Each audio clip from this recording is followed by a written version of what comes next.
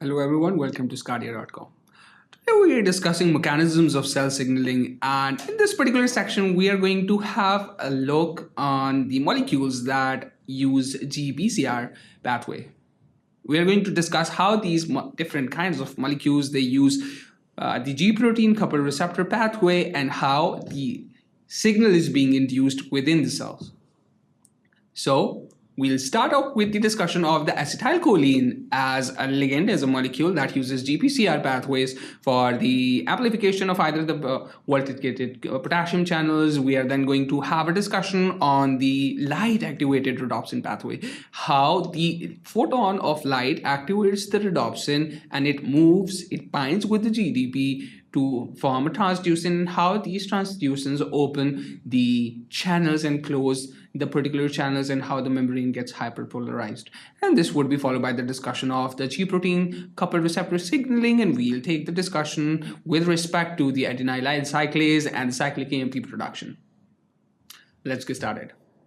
So in this particular section, we have acetylcholine activating GPCR. We have already discussed the example of acetylcholine where it causes the stimulation of both the cardiac muscles and the skeletal muscles, where it causes relaxation in the heart muscles, it causes contraction in the skeletal muscles as well. So over here what happens is we have the acetylcholine receptor, we have muscarinic acetylcholine receptors. That this particular type of receptor has already been discussed in the physiology portions, where we have taken a look on the structural basis, the function of the muscarinic acetylcholine receptors as well. So over here we'll just have a focus on the signaling pathways that basically is activated through these particular kind of receptors, right? So acetylcholine has binded with the muscarinic acetylcholine receptors. So what happens, it is going to cause the activation of the GTP protein. So what happens is we have the GTP, it has the alpha beta subunit, and it has the alpha subunit as shown over here. The G protein, it has the beta and gamma subunit as shown over here. So what happens in this particular case is that when the acetylcholine was not being binded with this particular receptor, there was GDP that basically was causing the inhibition of the activation of this particular protein, of course. So what happens when the ligand has binded, it will bring conformational changes, and these conformational changes would play important functions in the replacement of the GDP with the GTP in the phosphorylation of this particular protein, of course. Now what happens in this particular case, the G alpha subunit gets phosphorylated, and this particular phosphorylation will detach the G alpha with G beta gamma subunit. Now what happens in this particular case, the G beta and G gamma subunit together, they are going to cause the activation of the voltage-gated potassium channels. These potassium channels, when they open, they are going to cause the diffusion of the potassium from intracellular spaces to the extracellular spaces, and hence the protein signal molecules is then completed. Let's talk about the light-activated rhodopsin pathway. Rhodopsin, of course, is a protein that is present in the rods. As the name indicates itself, of course, it's an opsin, of course. So what happens, it moves, the whole process begins with the discussion of the photon of light. So what happens in this particular case, these are the light-activated, light-sensitive pathways that are covered with, of course, G protein-coupled receptors. When the photon of light is going to hit the rhodopsin, it is going to be transformed into the transform, and this particular transform is going to get ligated with the transtube GTP, of course, and this particular complex is going to be named as transducin. So what happens in this particular case, the transducin as shown over here is going, in this particular case, the transducin is going to cause the activation of the GDP from GTP, and this particular alpha subunit of the transducin alpha T, what happens is it is going to cause the inhibition, the inhibition of the prostaglandin gamma subunit is being released, so that the prostaglandin as shown over here, it gets activated, the alpha and beta subunit as shown over here. So what happens is it is going to get then binded with the RGS complex, and this particular complex is going to cause the activation of the cyclic GMP to its active form, the GMP. So this particular conversion what it would do, it would result in the decrease in the amount of the cyclic GMP that is being present on the voltage gated sodium channels as shown over here. So they were of course supposed to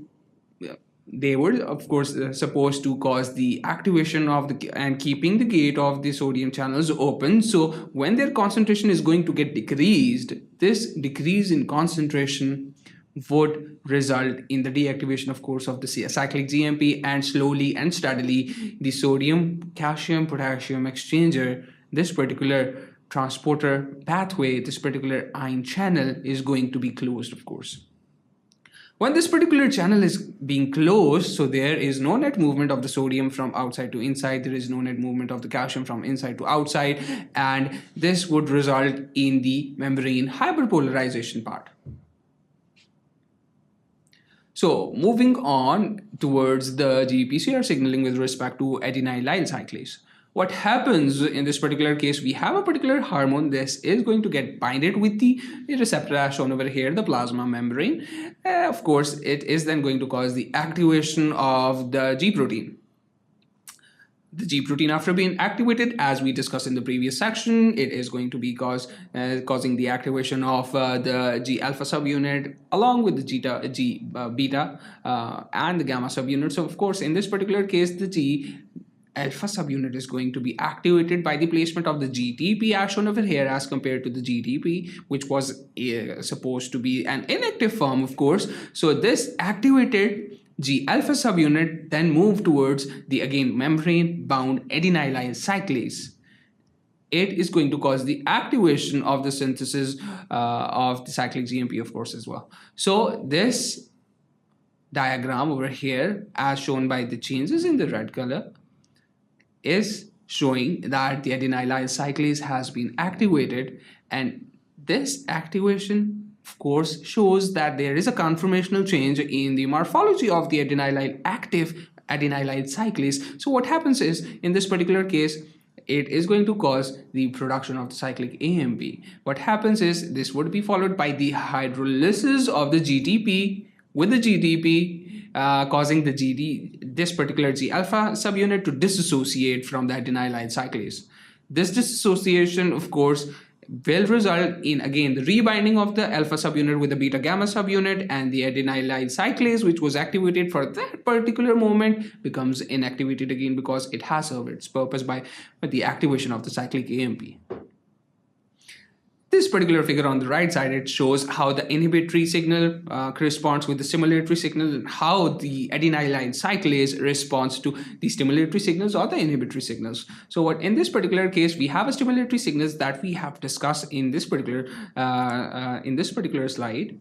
So what happens in this particular case, we have a stimulatory signal. The stimulatory signal is then moved towards the activation of the G protein by the activation of the G alpha subunit. It is then going to cause the activation of the adenylyl cyclase and then cyclic AMP production, which are the secondary messengers, causing the activation of several different mechanisms that plays an important function in the cell signaling processes for the proliferation of course, and the inhibition depending upon the different types of signaling molecules of course. When we are talking about the inhibitory ligand, we are talking about the prostaglandin and the adenosine. What happens in this particular case, both of these, they are basically the inhibitory signals, right? So they are going to bind with the receptor, and this particular receptor is going to activate the inhibitory G protein complex. So it's important to consider the stimulatory G protein complex versus the inhibitory G protein complex. Both have similar structure, similar beta gamma subunit, but the alpha subunit differs in both stimulatory and in the inhibitory. So there is different morphology of the alpha subunit in the inhibitory G protein. So it is then going to bind with the inhibitory site of the adenylyl cyclase, modifies this in a way that it cannot lead to the production of the cyclic AMP. So in this particular section, we discussed the role of acetylcholine activating the GPCR. We discussed how the rhodopsin plays an important function in the activation of the membrane hyperpolarization in the retinal cells. Of course, we are talking about rod cells over here. And then we discussed how the G protein-coupled signaling plays an important function when we discuss the case of adenylyl cyclase, and we discuss how the stimulatory G protein complexes helps in the activation of the cyclic AMP through adenylyl cyclase, and how inhibitory G protein complex through the activation of a receptor, which basically causes the activation of the inhibitory G protein complex, results in the deactivation, downregulation, or inhibition of the adenylyl cyclase, so that cyclic AMP cannot be produced. So that was all for this particular section. Thank you for watching sqadia.com. Keep watching.